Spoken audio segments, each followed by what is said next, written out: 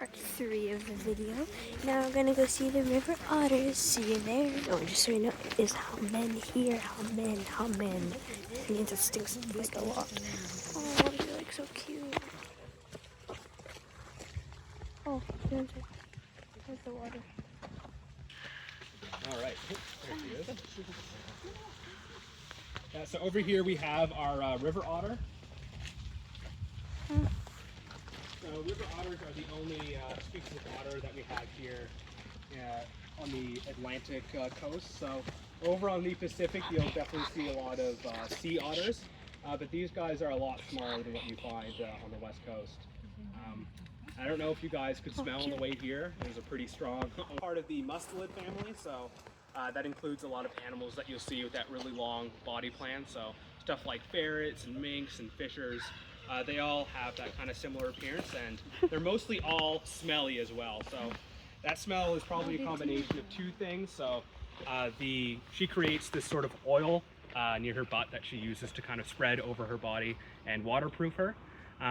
But also, river otters specifically have a really strong smelling poop that they use to communicate with other river otters. So you guys might have seen pictures or videos of otters kind of playing together and holding hands and being really cute.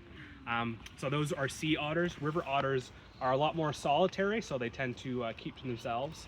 And because of that, in order to communicate with each other, they'll actually poop. So if they enter another river otter's territory, they'll just poop. Each river otter has its own particular smell to its poop, so it's basically just announcing their presence, which is pretty interesting. And when she has to go to the bathroom, river otters, they don't poop in the water, they poop on land. So she'll come out and she'll do this little like potty dance. She'll wiggle her butt and she'll tap her hind feet, and then she'll go to the bathroom. So you guys can look out for that, I guess, next time you're here. But yeah, she's very much, you know, having the most fun, which is in the water. She's very well adapted to hunting underwater. So she has a third set of eyelids called a nictitating membrane. It's basically a clear eyelid that helps them see when they're underwater. And they also have those webbed feet as well as those whiskers, which help them kind of sense their surroundings when the water. There was another one, but she apparently died of leukemia, so that one getting sick. Now we're here at the porcupine unit, or place. There's like 3 of them, they're chunky. Oh gosh.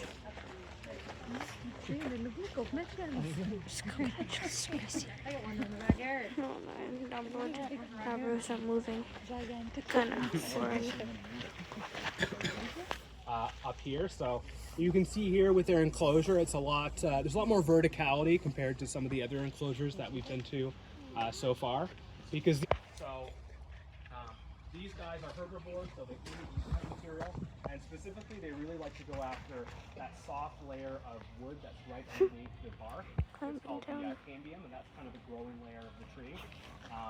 That's kind of what they'll go after most of the time.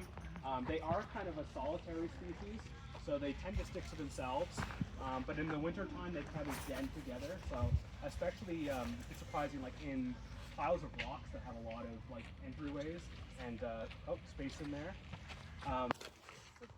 And these guys are also actually a nocturnal species. Really slow on the ground. They tend to be victims of car accidents. But yeah, so these guys can also be active during. Are they like close relatives, or let's check what animals are in. Take a little bath. Yeah, I couldn't really think of any off the top of my head. They are in the order Rodentia, so basically any sort of rodents, but that's kind of higher up taxonomically.